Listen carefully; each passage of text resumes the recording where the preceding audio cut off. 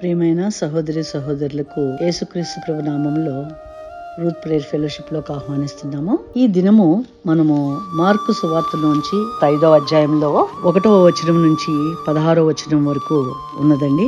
చాలా పెద్ద చాప్టర్ కాబట్టి డిస్క్రిప్షన్ లో చూడండి. ఇక్కడ గెరాసేనుల దేశంలో ఒక వ్యక్తి అపవిత్రాత్మ చేత పట్టబడి సమాధులలో నివసిస్తూ కాళ్ళకి చేతులకి సంకెళ్ళు వేసి బంధించినా కూడా ఆ సంకెళ్లను తెంపుకుంటూ కాలి సంకెళ్లను తుత్తునీలుగా చేస్తూ తనను తానే హింసించుకుంటూ తనను తానే రాళ్లతో గాయపరుచుకుంటూ ఉంటాడు. అలాంటి వ్యక్తి దగ్గరికి యేసు ప్రభు వచ్చినప్పుడు అతను అంటున్నాడు కదా, యేసు సర్వోన్నతుడైన దేవుని కుమారుడా, నాతో నీకేమి, నన్ను బాధపరచకమని దేవుని పేరిట నీకు ఆనపెట్టుచున్నాన్ని బిగ్గరగా కేకలు వేసెను. ఎందుకనగా ఆయన అపవిత్రాత్మ ఈ మనిషిని విడిచిపోమ్మని వానితో చెప్పెను. మరియు ఆయన నీ పేరేమని వానిని అడగగా వాడు, నా పేరు సేన, ఏలయనగా మేము అనేకులమని చెప్పి తమ్ము ఆ దేశము నుండి తోలివేయిద్దని ఆయన మిగిలి బతుమాలు కొనెను.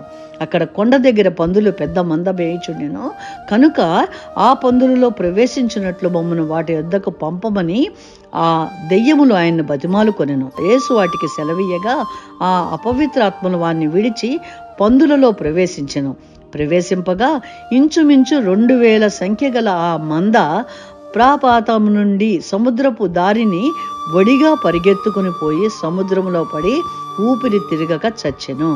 ఆ పందులు మేపుచున్న వారు పారిపోయి పట్టణంలోని ఆ గ్రామంలోనూ ఆ సంగతి తెలియచేసిరి. జరిగినది చూచిన వారు దయ్యములు పట్టిన వాని కలిగిన స్థితియు పందుల సంగతియు ఊరి వారికి తెలియజేయగా తమ ప్రాంతమును విడిచిపోమ్మని వారు ఆయనను బతిమాలు కొనసాగిరి. చూడండి, దేవుడు గొప్ప కార్యం ఇక్కడ చేసి ఉన్నారు. మరి ప్రజలందరికీ వెళ్ళి చెప్పినప్పుడు ఆ పందులు కాసుకునేవారు దేవుడు చేసిన అద్భుతాన్ని కొన్ని దినాలుగా కొన్ని నెలలుగా మరి ఆ వ్యక్తి ఆ సమాధుల్లో పడి జీవిస్తున్నాడు, తనను తాను గాయపరుచుకుంటున్నాడు. అలాంటి వ్యక్తిని ఆ ఒక్కడి కోసము దేవుడు ఎంతో దూరం నుంచి మరి ఆ దేశానికి వచ్చారు. దేవుడు విడిపించినటువంటి ఆ మహాద్భుతాన్ని చూసి ఆ పందుల కాపర్లు అతన్ని స్తుతించలేదు. వారు గ్రహించుకోకుండా పారిపోయారు. మరలా తిరిగి వారు వెళ్ళి చెబితే వచ్చినటువంటి ఆ ఊరి ప్రజలు కూడా దేవుణ్ణి వెళ్ళిపోమని బ్రతిమాలుకున్నారట. మరి దేవుడు చేసిన ఆ కార్యాన్ని చూసి వారు గ్రహించుకోలేకపోయారు. అలాగే మరి లూకాసు వార్తలోని 24వ అధ్యాయంలో 1వ వచనం నుంచి మనము 12వ వచనం వరకు చూసిన అది కూడా డిస్క్రిప్షన్లో ఉంటుంది, చూడండి.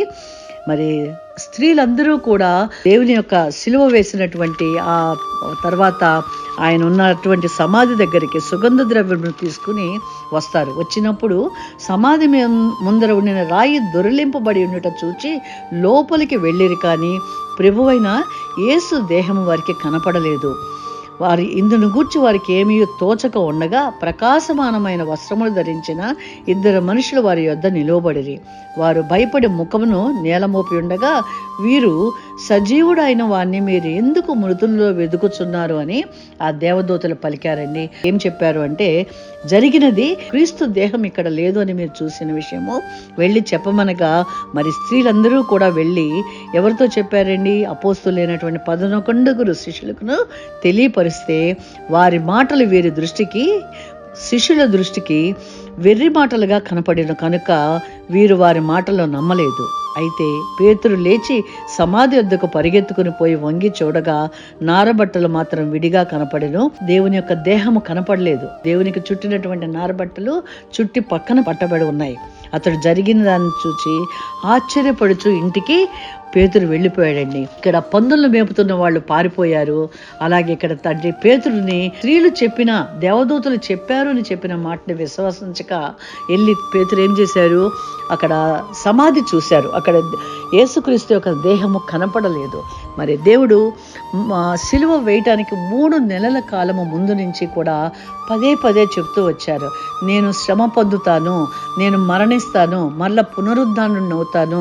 దేవుని యేసు ప్రభు చెబుతున్న ఈ మాటలు పదే చెప్పారని చెప్పి ఒక దైవజనుడు చెప్పారండి. మరి ఎన్నిసార్లు చెప్పినా కూడా పేతురు హృదయంలో తను ఏదో సైనికులు పట్టుకున్నప్పుడు ఆ రాత్రి సమయంలో మరి అతను మరి 3 సార్లు కూడా నాకు తెలియదని చెప్పిన దాని విషయాన్ని బట్టి అతను హృదయం వేదనతో ఉందేమో, మరి అతను ఏ పరిస్థితిలో ఉండి అతను అక్కడ చూచి ఇంటికి వెళ్ళిపోయారు. 3.5 సంవత్సరాలు యేసు ప్రభుతో ఉండి కూడా ఆయన ఎన్నో అద్భుతాలు చూశారు. పేతురు, నీవు బండవు, నీ మీద నేను సంఘమును కడతాను, పాతాళలోక ద్వారం నిలవ నేను సంఘముగా నేను కట్టబోతున్నాను అన్నారు. పరలోకపు రాజ్యం తాళపు చెవులు ఇస్తున్నాను అన్నారు. నీటి మీద నడిచాడు. ఇవన్నీ చూసి కూడా అతను ఒక వేదనలో ఒక మరి అతని హృదయ వైఖరి ఎలాంటి పరిస్థితుల్లో ఉందో కానీ మరి అతని ఇంటికి వెళ్ళిపోయారు. అంతేకాదు కానీ మరలా అతను చేపలు పట్టడానికి వెళ్ళిపోయాడు. ఆ విధంగా నేను అప్పుడు కాదన్నాను. యేసు ప్రభువు తిరిగి లేస్తారు అన్నది మరి విశ్వసించే ఉంటారు, కానీ అక్కడ ఆ పరిస్థితుల్లో నలుగుతున్న పరిస్థితుల్లో అతను ఏమైపోయారు, మళ్ళా తన తిరిగి పాత జీవితంలోకి చేపలు పట్టడానికి వెళ్ళిపోతున్నాను అన్నప్పుడు మిగతా 6 శిష్యులు కూడా అతనితో పాటు చేపలు పట్టడానికి వెళ్ళినప్పుడు తిరిగి యేసు ప్రభు వారిని దర్శించారు. అక్కడ అతని హృదయం తెరవబడి యేసు ప్రభు చెప్పినట్టుగా ఆ ఆత్మను పొందుకునే వారికి అపోస్తుల కార్యం 1:8 చెప్పబడినట్టుగా ఆ ఆత్మను పొందుకుని దేవుణ్ణి ప్రకటించడానికి లేచారు. మరి మనము కూడా మన పరిస్థితుల్లో నలిగిపోతూ కృంగిపోయిన స్థితిలో దేవుని యొక్క కార్యాలు మన జీవితంలో అనేకం జరుగుతూ ఉంటాయి. కానీ మనమైతే ఎక్కడ ఒక చిన్నది జరగపోయినా, ఎక్కడైనా మనం ఈ పరిస్థితులు ఎదుర్కొంటున్నప్పుడు మనము కూడా అలాగే ఇరుక్కుపోయిన పరిస్థితుల్లో ఉన్నామేమో. మరి ఆ పరిస్థితుల నుంచి దేవుడు ఈ దినాన్న మనల్ని బయటకు తీసుకొస్తానని చెప్తున్నారు. మొదటిగా గెరాసేన దేశంలో ఆ సేన అతన్ని చూసి వెళ్ళిపోమని యేసు ప్రభును బ్రతిమలాడారు. కానీ రెండోసారి వచ్చినప్పుడు వారిని ఆహ్వానించి మాతో 2 రోజులు ఉండమని బ్రతిమలాడుకుంటారు మళ్ళా తిరిగి.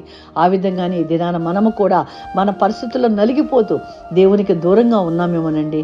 మరి ఒక్కసారి మనం ప్రార్థన చేసి, ప్రభువా మీరు మమ్మల్ని మా కుడి చేతిని మీ దక్షిణ హస్తంతో పట్టుకుని నడిపించండి అని మనం ఈ సమయంలో ప్రార్థన చేద్దాం. ఎందుకంటే ఈ లోకంలో మనం ఉన్నాం, ఎన్నో సమస్యలు ఉంటున్నాయి. కుటుంబ వ్యవస్థలోనూ, తర్వాత జాబుల్లోనూ ఎన్నో మన బిడ్డలను బట్టి మనం నలుగుతూ ఉన్న పరిస్థితిలో ఉండొచ్చు. ఆ పరిస్థితి నుంచి బయటకు తీసుకురాగలిగిన దేవుడు ఆనాడు పేతుర్ని మరలా అతను చేపలు పట్టడానికి వెళ్ళిపోయినప్పుడు ఎలా అయితే దర్శించి తిరిగి అతని నా గొర్రెలను మేపము, నా గొర్రెలను కట్టుము అని ఎలా అయితే చెప్పారో అలాగే ఈ దినమున మనతో కూడా మాట్లాడుతున్నారు. మన చుట్టూతో ఉన్న వాళ్ళని మనల్ని నడిపించడానికే ఈ దినాల్లో మనల్ని సజీవులుగా ఉంచారు. గొప్ప పాండమిక్ నుంచి మనల్ని, మన కుటుంబీకుల్ని దేవుడు కంటిపాప వలె కాచి కాపాడారు. కనుక మరి ఒక్కసారి ప్రార్థన చేసి దేవుని చేతుల్లో మనల్ని మనం అప్పగించుకుందామండి. తండ్రి, గొప్ప దేవ, మంచి దేవ, నాయన మమ్మల్ని మీ కృపాహస్తాలకు అప్పగించుకుంటున్నాం. మేము మీ స్వరమును వినటానికి వేగిరి పడుతున్నాం, కానీ మా కుటుంబ సమస్యలతో, మా హృదయ వైఖరితో నాయన మేము తండ్రి నాయన మిమ్మల్ని తండ్రి అనుసరించలేకపోతున్నామేమో దేవా. మమ్మల్ని క్షమించి తిరిగి మరొకసారి మాతో మమ్మల్ని దర్శించండి. ఆనాడు పేతుర్ని దర్శించినట్టుగా మమ్మల్ని కూడా దర్శించి మమ్మల్ని నాయన నీ మార్గములో నీ యొక్క చేతి పాత్రలుగా మేము వాడబడినట్లుగా మాకు సహాయం చేయండి. మా చుట్టూతో ఉన్న ప్రజలు కూడా నలిగిపోతున్నారు.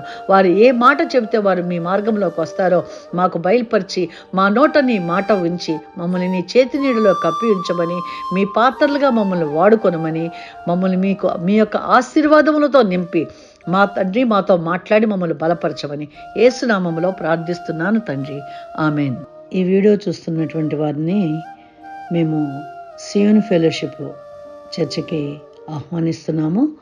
మీరు ఏ సంఘమునకు చెందిన వారనట్లయితే మా సంఘము హైదరాబాదులో భారతీయ విద్యాభవన్ బషీబాగ్ నందు ఆదివారపు ఆరాధన 9:30 గంటలకు ప్రారంభమవుతుంది.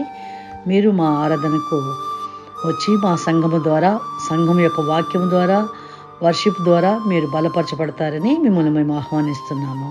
ఒకవేళ మీరు హైదరాబాద్ నివాసులు కానట్లయితే మా సంఘం యొక్క లైవ్ కాస్ట్ ద్వారా మీరు యూట్యూబ్ ఛానల్లో సియోన్ ఫెలోషిప్ సిటీ చర్చ్ అని మీరు చూసినట్లయితే మీరు బలపరచబడి దేవుని వాక్యము ద్వారా, వర్షిప్ ద్వారా మీరు బలపరచబడి మీరు దేవుని యందు బహు బలముగా, దేవుని యొక్క యోధులుగా, దేవుని యొక్క రాజ్య సంబంధులుగా మీరు బలపరచబడాలని మేము కోరుకుంటున్నాము. లైవ్ స్ట్రీమ్ ద్వారా మా యొక్క సంఘ ఆరాధనను చూడండి.